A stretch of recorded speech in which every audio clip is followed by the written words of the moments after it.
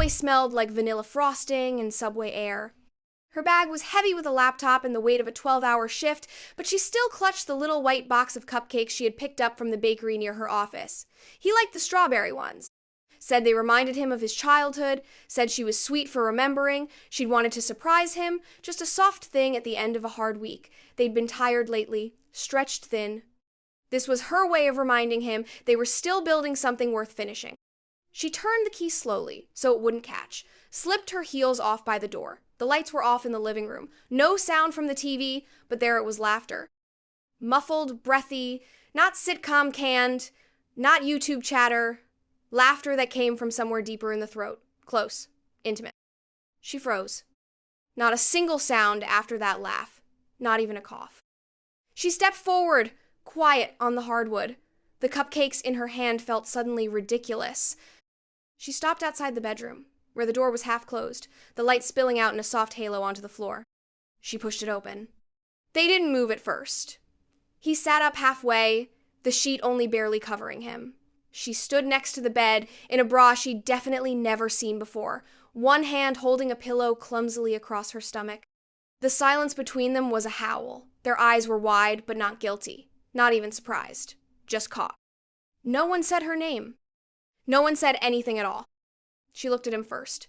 The man who had once promised her forever in the kitchen while she was chopping garlic. The man who kissed her shoulder every morning and called it lucky. His face was red, mouth open like he'd lost the words. Then she looked at the woman, the same one who had been tagged in office happy hour photos, the one with the too smooth compliments. "You're so lucky," she once told her. "He's one of the good ones." The woman stepped back and grabbed her shirt. Her fiancé tried to say something. A stutter. A breath. She didn't wait to hear it. She set the box of cupcakes gently on the nightstand, not in rage, not in sadness, just with the kind of precision that people use when they realize they're not standing in their own life anymore. She didn't cry. Not yet. She just turned, walked back down the hall, picked up her shoes, and left the apartment without closing the door behind her. The frosting in the box began to sweat. And so did he. She didn't speak on the train ride home, didn't even cry. The city moved outside the window like it always had, indifferent and humming. She stared straight ahead, fingers locked in her lap, the imprint of the cupcake box still pressed into her palm. She hadn't realized how tightly she'd been holding it. The pink frosting had smudged against the lid. She left it in his room, let them taste the sweetness they ruined. Back in her apartment, the one they were supposed to leave behind after the honeymoon, she stood in the doorway for a long time. Everything was still. She hung up her coat, took off her shoes, walked into the bathroom and washed her hands for far too long, as if the betrayal was something she could scrub from her skin.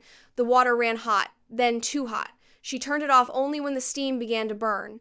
She pulled out her phone, opened the group text with his mother and the seamstress, typed and deleted, typed again.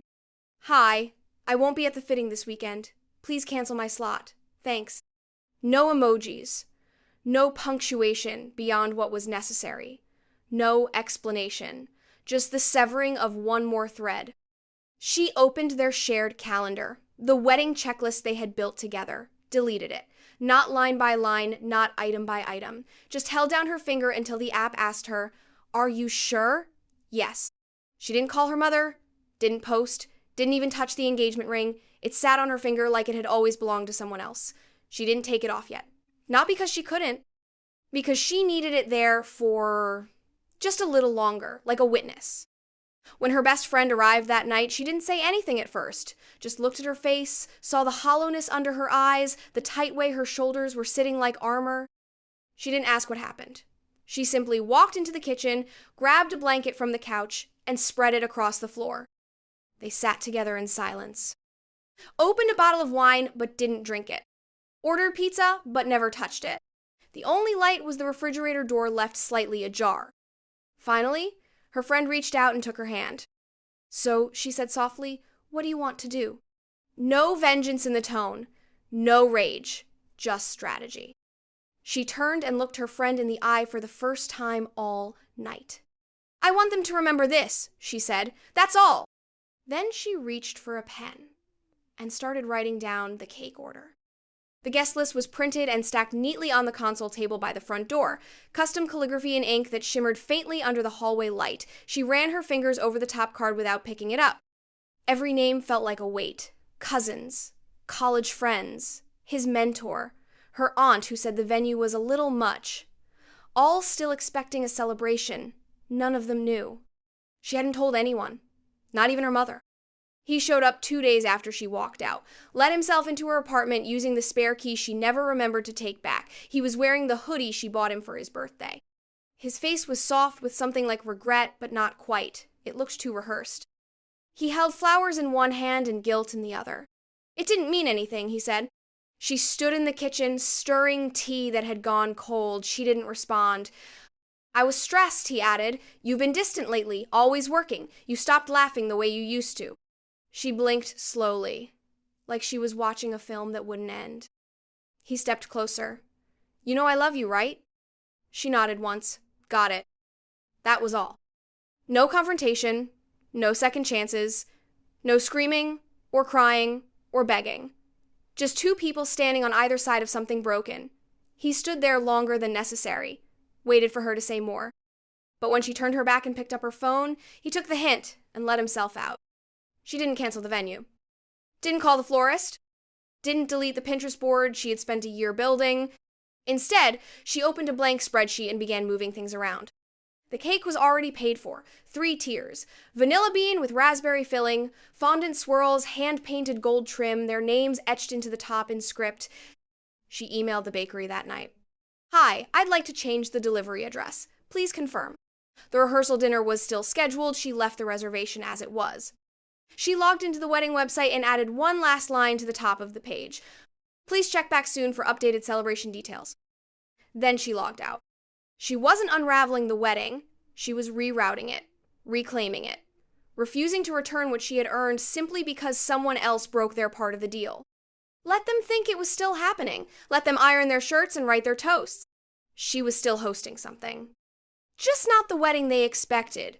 She stared at the email from the bakery for a long time before replying. It was the confirmation she had received weeks ago. Tiered fondant, raspberry filling, gold leaf edging. Their initials sculpted by hand. She had been so specific, down to the flavor of buttercream and the shade of ivory on the outer layers. At the time, she had smiled while sending it. Now, the sight of it made her jaw tighten, but not with grief, with precision. She didn't cry. She didn't delete it. She hit reply. Hi, I'd like to update the delivery address. Please confirm you can still deliver on Friday at 7:30 p.m. The new location is the Midtown Tower, 15th floor. Reception desk will accept. Also, please add a small card on top, handwritten. It should say, thought you'd want a taste of what you almost had. She read it over once. Not bitter, not spiteful, just final. Send. The bakery replied within the hour, confirmed. Card will be included. Thank you for your business. She stood and walked to the closet where her wedding dress still hung in its plastic cocoon. She didn't unzip it, just stared. For 1 second, she almost laughed. Not because any of it was funny, but because the silence in her apartment had grown absurdly loud. All this preparation, all this care, all this hope, recycled into a single moment of surgical retaliation. She opened the guest website next. The page still said, Welcome to our forever. She clicked edit. She changed the header to a single sentence. The bride is no longer attending. She didn't cancel the event. Let them gather. Let them toast. Let them smile and raise glasses to a man who could lie through his teeth and still expect cake. She was done performing politeness for people who had failed to ask her how she was doing. Let them show up. Let the silence explain it. She scrolled to the RSVP section and unclicked her name, then hovered over his. She didn't touch it. Let him show up if he wanted. Let him wonder. Then she refreshed the page and logged out. Later that night, she passed the mirror in the hallway. She stopped, looked at herself, not as a bride, not as a victim. Just as a woman who had planned everything down to the minute and decided at the last possible second to reclaim the script. She didn't need an altar. She didn't need an apology. She just needed the cake to arrive on time. That would be enough. The photo went up at 7:42 p.m. A receptionist posted it first, just a shot of the cake on the lobby table, still inside its glossy white box with gold script peeking through the open lid. A slice already cut. The caption was a single emoji. 10 minutes later, someone from accounting uploaded a close-up to their story. The message card placed neatly on top read, "Thought you'd want a taste of what you almost had." By 8:15, it had been reposted 36 times. By 9, 0. Someone had taken a picture of her ex, standing at the edge of the office kitchenette, staring at the half-eaten cake like it had been sent from a higher power just to humble him. His name was trending in a 5-mile radius by morning. She didn't see the first wave. She was already 2 glasses into a bottle of red at a corner table in a candlelit restaurant. Her best friend sat across from her, raising a toast, not with pity, but with pride. They clinked glasses gently and laughed the deep, guttural kind that comes not from amusement, but from release. The waiter brought oysters, then truffle risotto. She ordered both. She checked her phone only once, sometime between dessert and a second bottle. 18 missed calls. 6 voicemails she would never listen to. 2 texts from him. 1 from his mother, and then a single DM request. It was her, the woman from the bed, the one with the perfume that still lingered on his shirts. Her message was short, flat. "You didn't have to do all that." She read it, didn't blink, closed the notification and let it sit in limbo. No response, no block. Just left there the way you leave a dish in the sink after someone swore they'd wash it. Not her mess. Not her responsibility. At 10:42, the waiter brought the bill. She signed it with the pen they gave her and tipped 40%. It was the exact amount she would have spent on the welcome bags for the wedding guests. As they stood to leave, her friend linked arms with her and said, "You good?" She nodded. The cake had been delivered. The message had been read. She didn't need closure. She had the receipt. And a quiet, smug satisfaction that no one at that office would ever forget the night a 3-tiered symbol of grace, rage, and raspberry buttercream landed in the middle of their quarterly wrap-up. Let him explain that. Let her clean it up. She was full. And finally, completely free. The U-Haul was halfway unpacked when the first email came in. A stranger from Michigan. Subject line, "Thank you."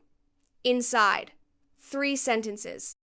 "I left him last night. After 3 years, I didn't know I could until I heard your episode. I'm shaking, but I'm free." She stared at the screen, fingers still wrapped around a chipped coffee mug, the kind you only pull out when you're between chapters. The boxes weren't even labeled. Her mattress was still rolled in plastic on the floor, the couch she ordered hadn't arrived, but her mic was set up, her laptop open, her voice already in the world. The podcast was supposed to be for herself, a way to take back the echo chamber she'd been trapped in for too long. Runaway Bride started with 1 episode. No intro music. Just her voice and an empty apartment. "Hi, I didn't get married last week. I was supposed to. Instead, I sent the cake to his office. This is what happened before and what's happening now." She didn't script it. She just talked about what it meant to believe someone when they swore they'd never hurt you, about how silence can be louder than shouting, about the difference between leaving and escaping. She thought maybe 10 people would listen, maybe 20. By week 2, she had 50,000 downloads. By week 4, she had a sponsor. By month 3, she had a manager. People wrote in from everywhere, not just women, not just the betrayed, listeners who had walked away from jobs, churches, expectations, lives that suffocated them in the name of love. Her inbox turned into a confessional, a battlefield, a balm. She told stories that weren't about him. She told stories about climbing out without a rope, about learning to sleep in a bed without flinching, about the joy of buying new pillows, not because they were better, but because they were hers. She bought a new dresser, a new lamp, a rug with too much color. She painted one wall a deep navy blue and didn't ask anyone if it matched. Her ring sat in a small black box in the back of her closet. She kept it not as a relic, but a receipt. By the end of the year, her face was on a billboard over the freeway. Arms crossed, no veil, no smile, just her tagline, "You can walk away without burning everything. Sometimes walking is enough." Her ex reached out once, a DM. "I heard your podcast. I didn't realize..." She didn't respond. She didn't need to. She wasn't talking to him anymore. She was talking to the thousands who thought their story ended at the altar, or in the betrayal, or on the bedroom floor when the cupcakes melted and the lies were still warm. She was proof that you could begin again. And this time, on your own script. The lights were low and warm, the kind that made everyone look a little softer. Rows of chairs stretched back into the dim, the audience packed wall to wall, eyes fixed on the stage where she sat in a tall velvet chair with a cordless mic resting between her fingers. She wore white. Not a bridal gown, not a veil, nothing satin or laced. Just a tailored suit that fit her like it had been stitched by someone who had studied the shape of her victories. The heels were quiet power. The earrings were steady flash. Her laugh had weight now. When it landed, people leaned forward. They had just finished the QA. Most people asked about healing, about boundaries, about where to begin after you've burned a whole chapter of your life without looking back. But then a voice from the middle row, a woman in a denim jacket, teary-eyed and clutching a signed copy of Runaway Bride, stood and asked the one question no one else had dared. What would you say to him now, if you saw him? There was a pause. Just a beat. Then she laughed. Not a cruel laugh. Not a bitter one. But the kind that filled the room like an open window in a stuffy house. The kind that didn't need a punchline. I wouldn't say anything, she said, steady and slow. I already said it when I sent the cake. The room erupted. The applause cracked like thunder, rolling from row to row. Some people stood. Some wiped their eyes. Even the tech guy in the back, who hadn't looked up all night, was smiling. She didn't wait for the clapping to stop. She stood, thanked the crowd, handed her mic to the moderator, and stepped down from the stage as the lights followed her like they knew her name. Outside, cameras flashed gently. Fans leaned in for hugs, not just selfies. They thanked her for making endings feel survivable, for turning pain into punchlines, for rewriting what strength could look like in a dress or a hoodie or alone on a Tuesday night. She didn't say much as she left. She didn't need to. The suit she wore had been custom made for this night. Not as a costume, not as a message, just a reminder. She had made her own vows a long time ago, when she packed the ring away, when she paid the deposit on her new apartment, when she walked into that bakery and gave the new address. The vow was simple. Choose yourself. Over and over and over. And tonight, walking off a stage to the echo of strangers clapping for her story, she did it again. Not because she had to, but because it still felt like love.